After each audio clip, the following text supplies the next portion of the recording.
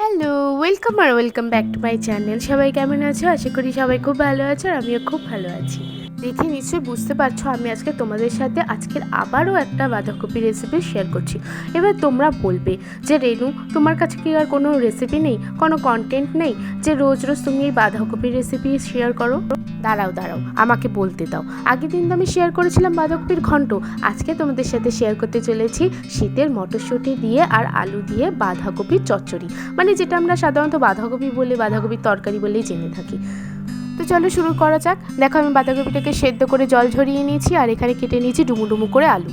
তো কড়াইয়ে তেল গরম হয়ে গেছে, এবার তেলের মধ্যে দিয়ে দিলাম জিরে আর সাথে দিলাম একটা তেজপাতা। এবারে কড়াই তেলটা গরম হয়ে গেছে, ফোড়নও গরম হয়ে গেছে, এবার সাথে দিয়ে দিচ্ছি যে আলুগুলো কেটে রেখেছিলাম সেগুলো ভাজার জন্য। আলুগুলোকে ভালো করে ভেজে নেব। যেহেতু এটা নতুন আলু সেহেতু আমি ছোটো ছোটো করে কেটেছি। তোমরা যদি পুরনো আলু দিয়ে থাকো যে আলু তাড়াতাড়ি সেদ্ধ হয়ে যাবে, তো সেই আলু একটু বড় বড় করে কাটতে পারো। যেহেতু এটা নতুন আলু তাড়াতাড়ি সেদ্ধ হবে না, ওই কারণে আমি একটু ছোটো ছোটো করে কেটেছি। আর কি হলো শোনো, আমি তো রান্নার ভিডিও করছিলাম আর নিচ থেকে দেখছি 10 টাকা আলা আসছে, আওয়াজ পাচ্ছি।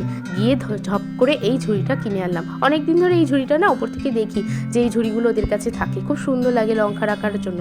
ঝপ করে গিয়ে আজকে কিনে নিয়ে আসলাম। ভালো হয়েছে না বলো? কেমন হয়েছে আমাকে কিন্তু অবশ্যই কমেন্টে জানাবে। আর দেখো এদিকে আমার আলুটাও ভাজা হয়ে গেছে। তার সাথে সাথে আলু ভাজা হয়ে গেছে, আলু মোটামুটি 50% সেদ্ধ হয়ে গেছে। এবার সাথে দিয়ে দিলাম লঙ্কা, আদা বাটা আর টমেটো কুচি, সাথে দিচ্ছি নুন, হলুদ, লঙ্কার গুঁড়ো আর দিয়ে দেব জিরের গুঁড়ো।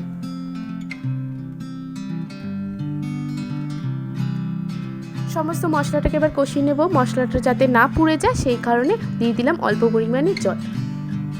এবারে আঁচটাকে কমিয়ে দিয়ে আস্তে আস্তে করে সুন্দরভাবে মশলাটাকে কষিয়ে নেব।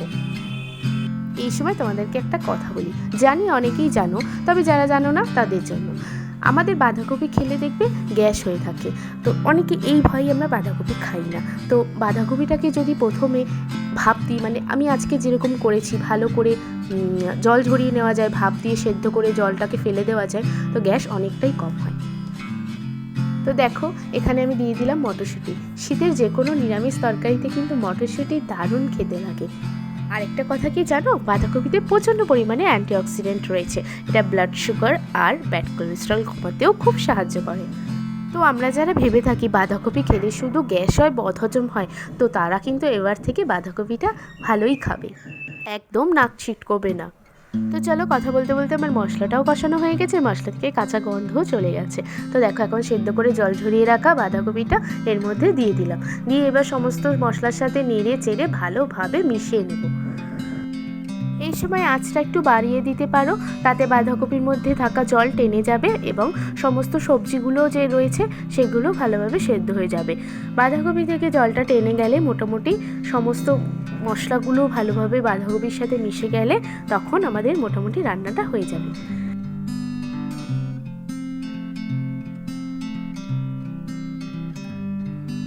প্রায় 5-6 মিনিট নাড়াচাড়া করার পর দেখো কি সুন্দরভাবে সমস্ত মশলা বাঁধাকপির সাথে মিশে গেছে এবং বাঁধাকপির যে সমস্ত জল ছিল সেই জলটাও টেনে গেছে। বাঁধাকপিটা হয়ে গেছে, তো নামানোর আগে 2-4 দানা চিনি দিয়ে দিলাম। এবার দিয়ে দেব খানিকটা পরিমাণে গরম মশলা।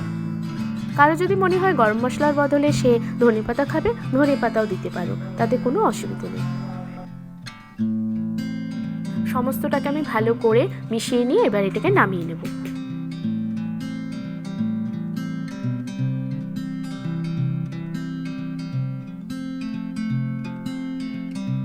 তো রেডি হয়ে গেছে আজকে আমাদের শীতের মটরশুঁটি আর আলু দিয়ে বাঁধাকপির ঘন্ট চচ্চড়ি, যাই বলো না কেন।